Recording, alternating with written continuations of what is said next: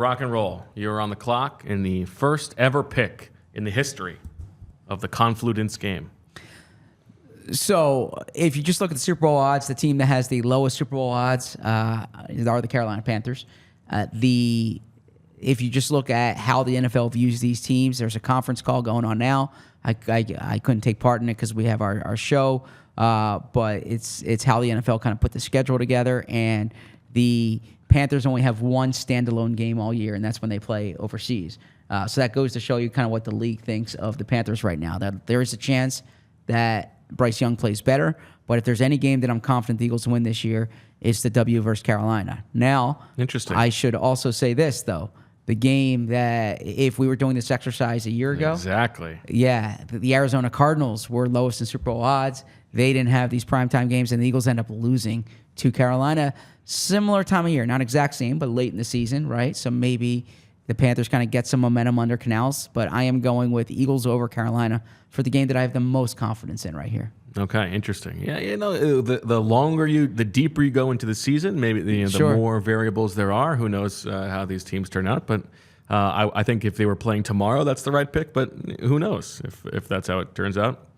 As you said, that's what we would have picked for Gannon last year. Because of that, I'm going to lean a little bit more towards the beginning of the schedule, and I'm going to say that the raucous nature of the home opening crowd. That's number 2 for me. Is going to carry the Eagles over Kirk Cousins in prime time. Can't bet against the Eagles playing Kirk Cousins at home in September in prime time. Coming off the Achilles, new system.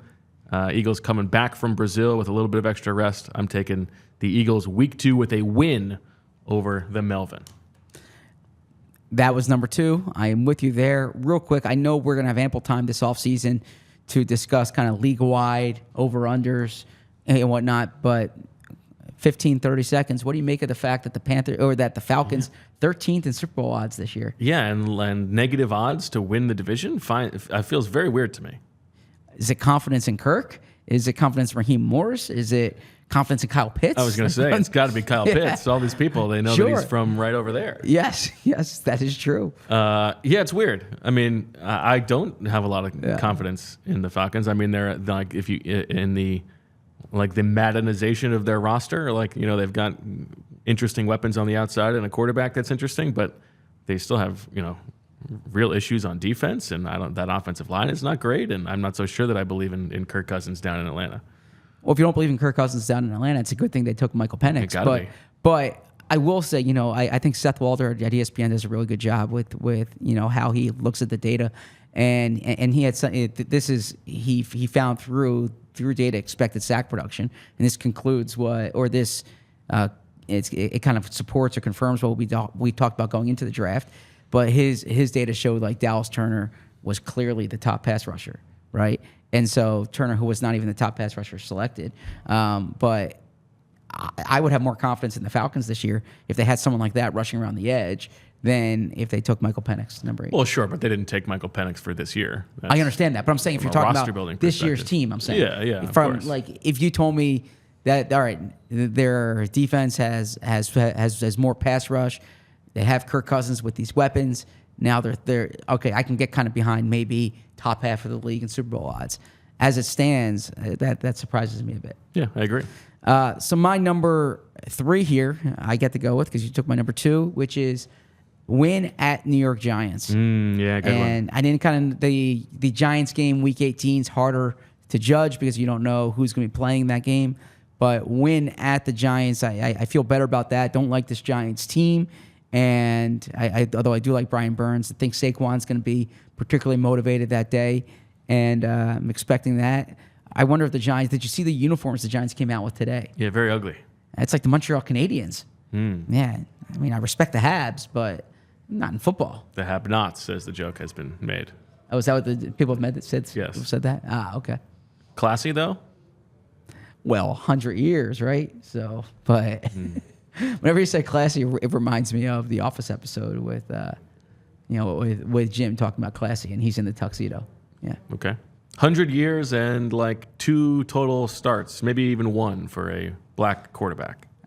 Yeah, I mean that's not very good.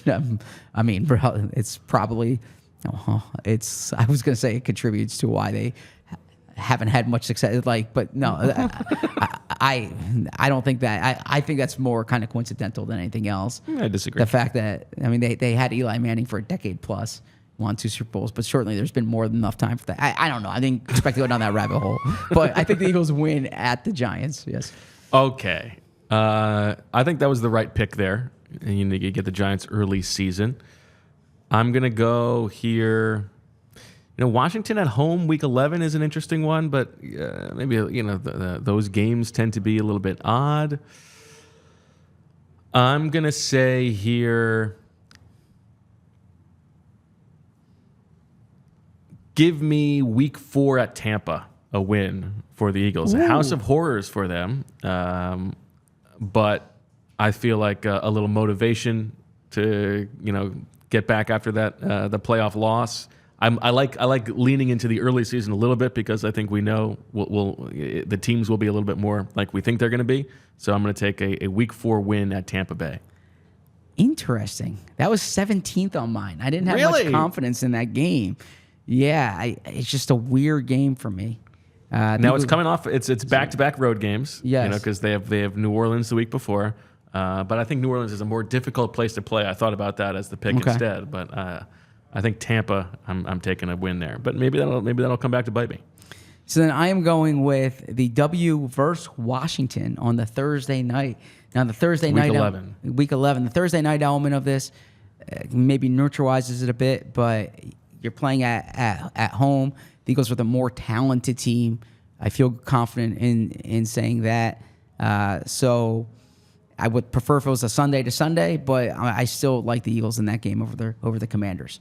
Okay, I'm gonna bounce back on your Commanders, and I'm gonna take Week 16 at Washington. Okay, all the way in mid-December, a place where the Eagles have obviously had much success. Fair enough. So I'm going with the first L here, and I'm going loss at Baltimore. Baltimore is the best team they play based on Super Bowl odds. Baltimore is loaded. I mean, I'd feel confident in that. I'm selling Baltimore this year. That's going to be a fun show because I'm buying Baltimore this year.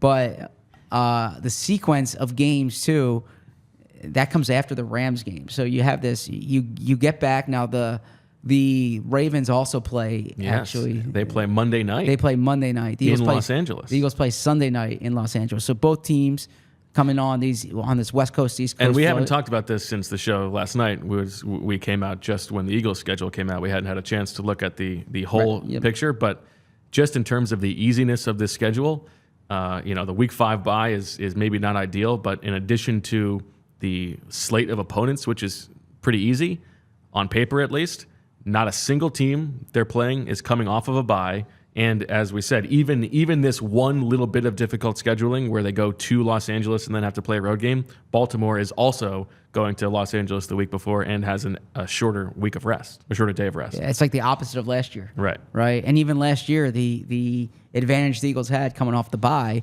Kansas City was also coming off a bye too, right? So, yeah, that's a good point.